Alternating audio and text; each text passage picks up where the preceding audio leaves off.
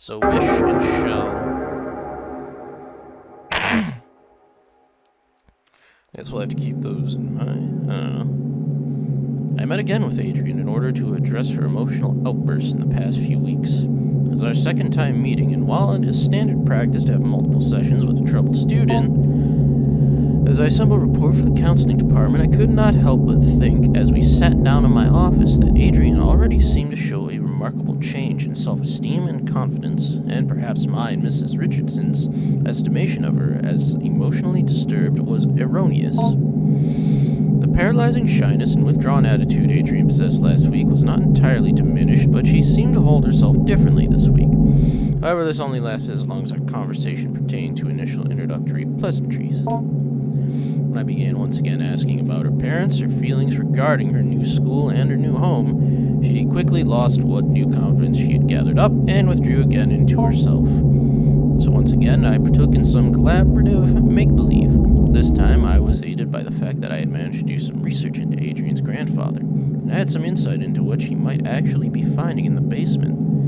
Now, this may be overstepping my bounds, some as a school counseling caseworker, but this was all in service of making Adrian comfortable and happy in this learning environment. In any case, I was able to dig up information regarding the grandfather by inquiring at the university in town. Not that I make it a habit of sleuthing, but I had a suspicion the grandfather was a professor there, or at least some sort of researcher, due to the fact that the newly constructed laboratory on the campus I drive by every day bears his name and memorial. Well, yeah, that'll give it away.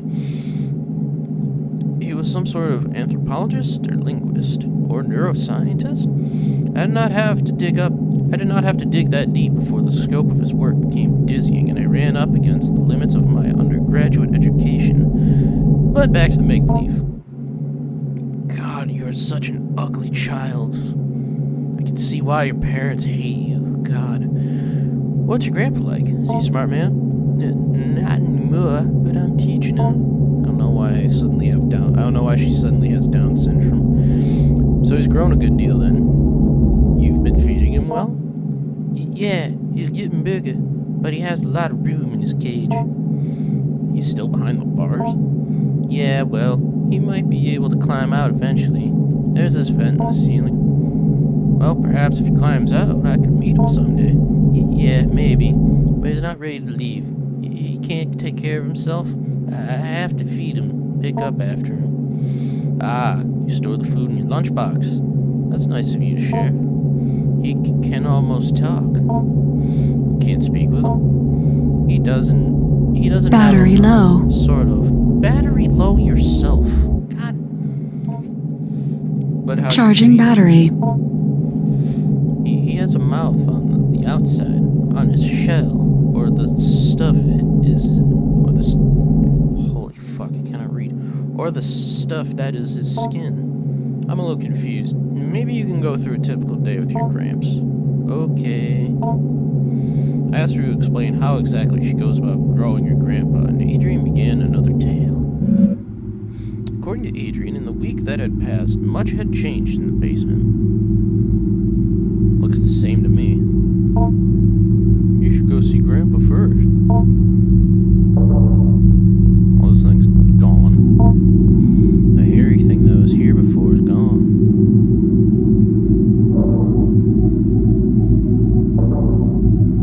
Enter.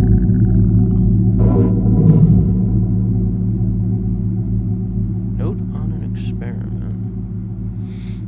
1. For the sake of university policy and health of any future career you hope to have, you will abide by the non-disclosure NDAs, 2. Do not break the anthropoid vacuum without my prior consultation and approval. 3. Any anthropoid forms brought into the enclosure area must not be left unattended. When not in dormancy, the sample will attempt to make anthropoid shells. Please see shell notes for more on that.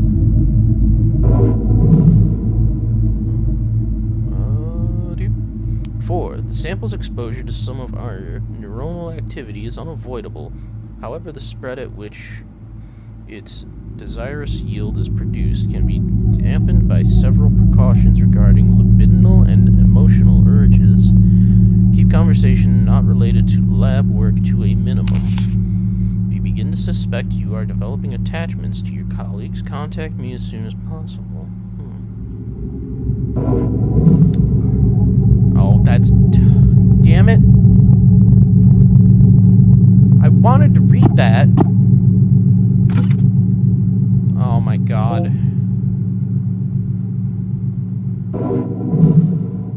You can examine this in detail later at the study corner. Regarding growth cycles, every time Whiskers regenerates and leaves dormancy, it is to be logged as a new propagation. The sample's bodily existence cannot be, i.e., a part cannot be cut from the whole, so there can only be one living propagation. Propagations are to be terminated after 5 weeks. Any further development puts us at risk. Termination procedures will be posted and followed with extreme care. With all of that out of the way, I want to welcome you to the project. I look forward to working with you, Dr. Hart. Oh, so it's Dr. Hart, not Dr. H. You'll wake up, you old fart. It was scary at first, she said. The way he moved, the way the doll's skin covered him. I wanted to interject. This somehow seemed inappropriate, but I kept listening. When I look at him, she continued, when I think about him, he grows and moves. It's like he is growing from me. So he's growing bigger now, I asked. Yes, she said. Bigger every day. Okay, so it's...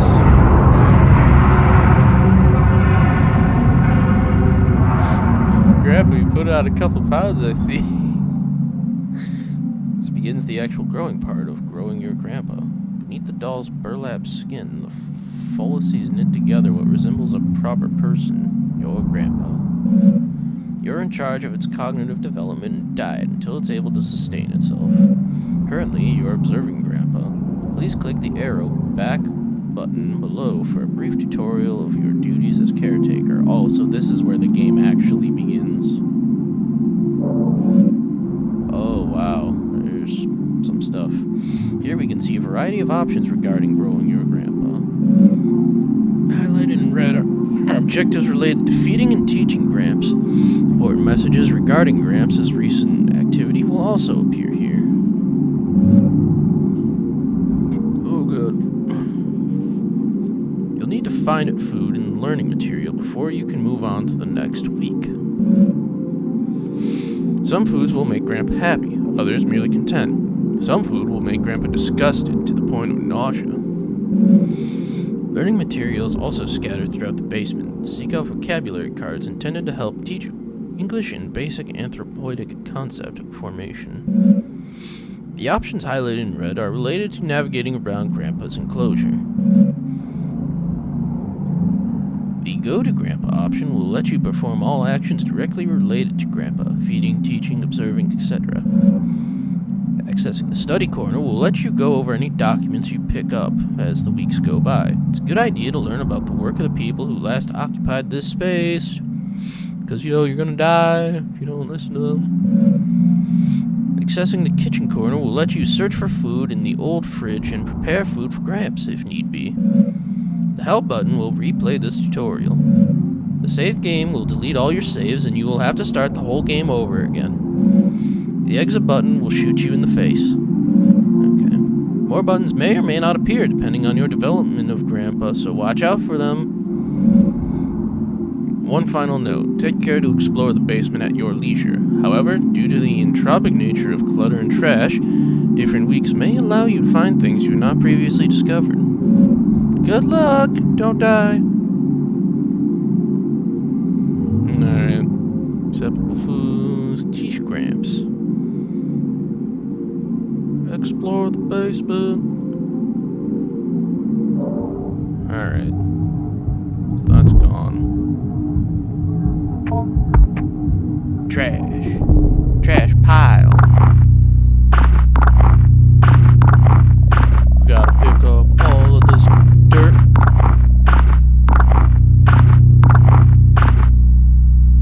Yeah, I see you hiding up there. You can't hide from me. Wow, there's certainly a lot of garbage here.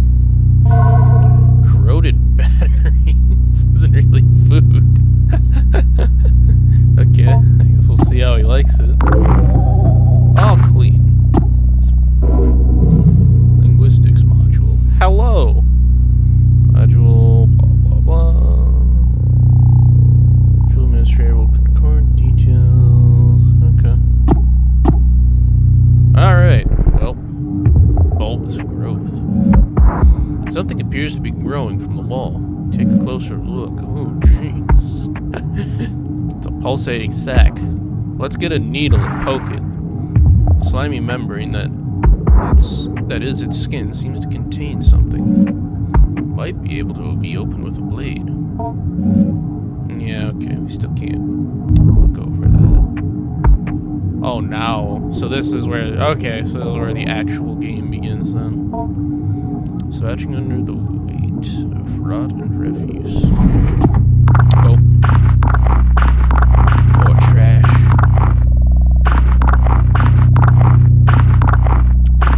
You guys are lucky we don't have a dust devil. What? Are these eyes? Oh no, they're blueberries. Looks edible. Gramps might like this.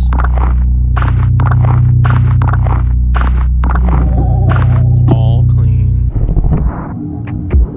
Top drawer.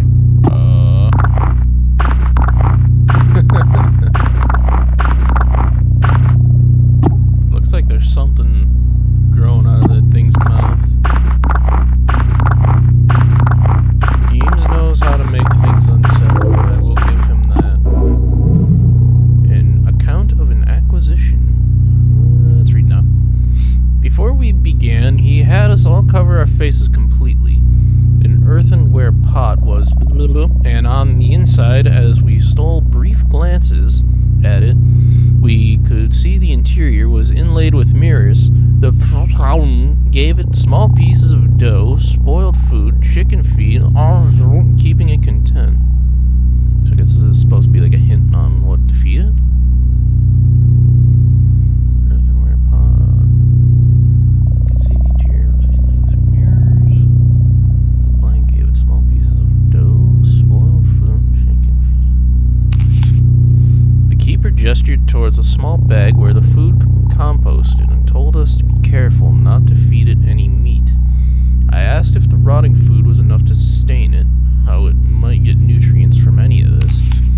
Keeper regarded me seriously and said it did not matter that it was fed. It did not matter what it was fed. The act of feeding itself was what mattered.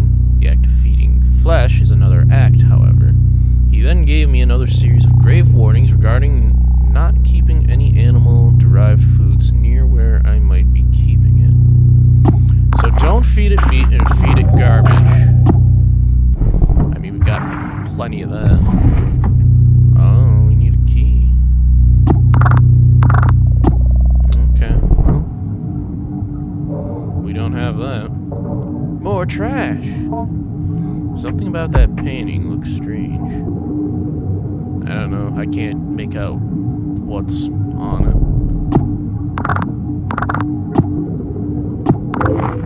Oh. A folder full of radiographic images.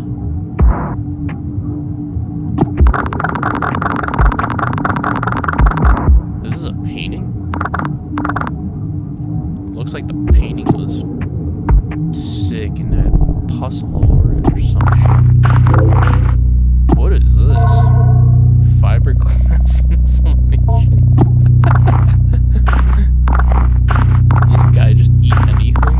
Like, I guess we'll find out.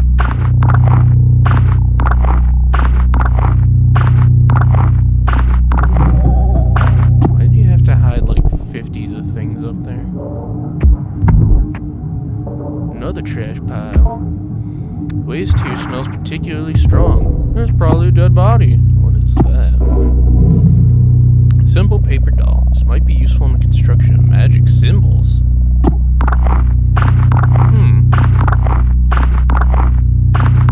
So magic is a thing in this game? Come on. Come on. What, really? That's it?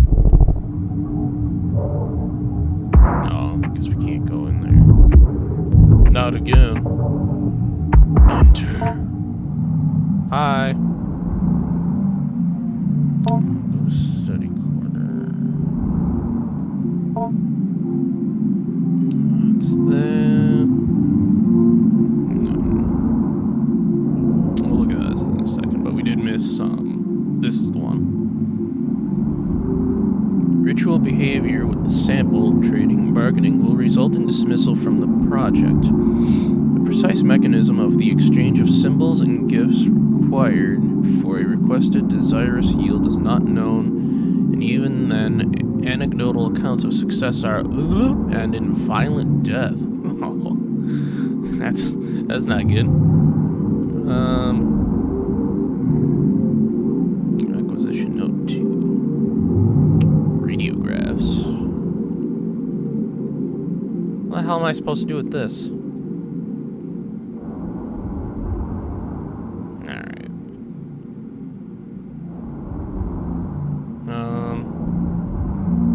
Examine educational posters.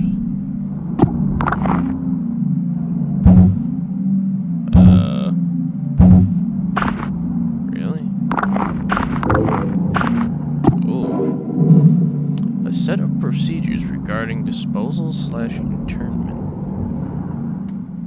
1. A researcher will seal off the enclosure bars, ensuring minimal gas leakage during the later fumigating process, and then retrieve the burn barrel and place it in the enclosure.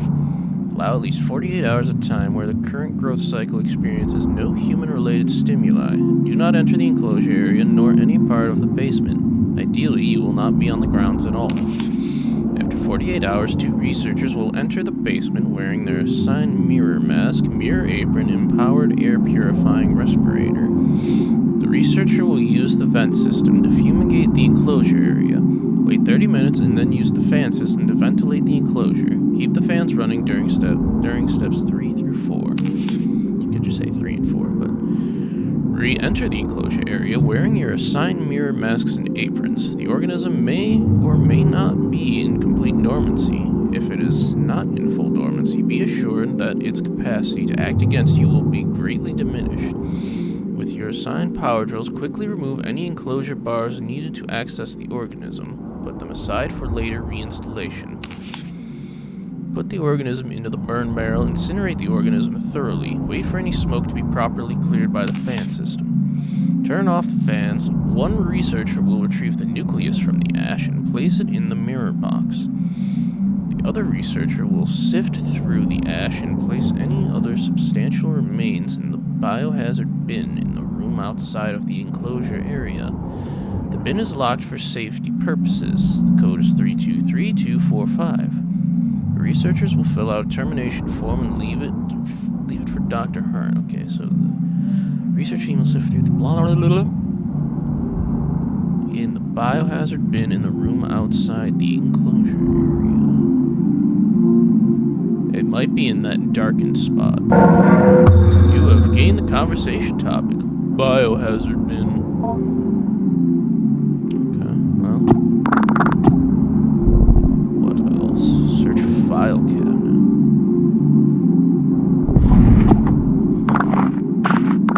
What the hell is that? Cashews? Ooh. I wonder if, like, we feed him a bunch of good stuff and this is like, this is terrible, I'm gonna murder you now.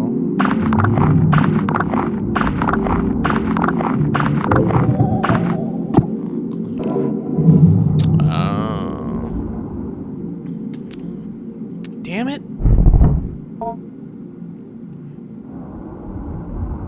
No, where is it? Acquisition note 1. Read. It was said to pass from one family of steppe people to another, but pressed on its ultimate origin somewhere to the south. Coiled in a bowl covered in incantations, buried upside down by a graveyard. Common late antiquity demon travel.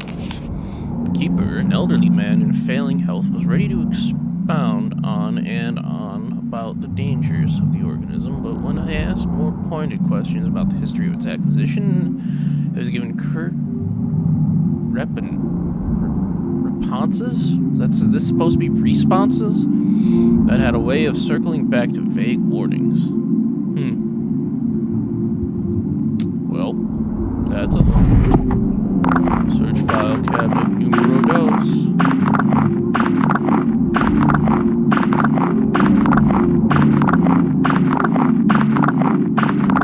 trash keep getting down into here? Like, are her parents just like fucking with her at this point? Grandpa! Okay, well, now we got the words to teach him, so we can accomplish that goal this week.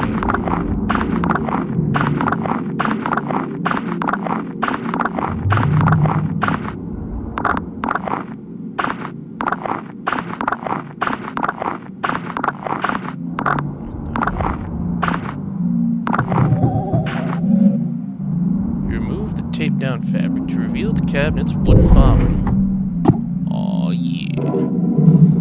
A note regarding cleanup procedures. To my colleagues, I don't mean to be overly severe in tone, but Dr. Hart's work is very important and the material we are working with is potentially very dangerous. I will be handing out a copy of this note as a reminder to everyone. I am not trying to single any particular person out. We all have misconceptions about the nature of this project from time to time. That out of the way, here are some things to keep in mind. The active growth must be thoroughly terminated via the correct procedures at the very least 4 weeks after dormancy is interrupted. It doesn't matter what you've done or haven't done regarding tests or procedures or how much the anthropoidic vacuum has been disrupted. We are not ready to go beyond 4 weeks at this point. A step-by-step guide to termination has been posted by the enclosure wall. Please, please, please do not place the educational posters over this posting. That's where we found it. 2. Do not disrupt the anthropoidic vacuum without Dr. Hart's prior consultation and approval. In case of any emergency where the vacuum is disrupted, put on your equipment and begin the lockdown procedure. Make an extensive note of when and how the breach occurred. If you find the habitat empty, page Dr. Hart immediately, but do not attempt to speak with anyone else. This thing can get very smart. I'm sure you're all well aware from the stories we heard on our acquisition trip. The greatest caution should be used when dealing with a potential aggressive mimicry scenario. Please seek me out if you have any more questions. Will I am. Note regarding sample exoskeletons. Research participants, please take note. Each growth from a cycle does not require a shell, but you may find the sample will often try and seize on something somewhat flexible it can grow into, along with any desirous yield it may generate. Or else it will move from one shell to the next as it outgrows them. In the small amount of time I have spent with it in preparation, I have noticed it tends towards human forms. However, we should keep a tight lid on the anthropoidic seal in order to be cautious before we begin to experiment with exposing it long-term to anthropoid stimuli. Oh, there's a lot of information to absorb. My brain's like exploding right now.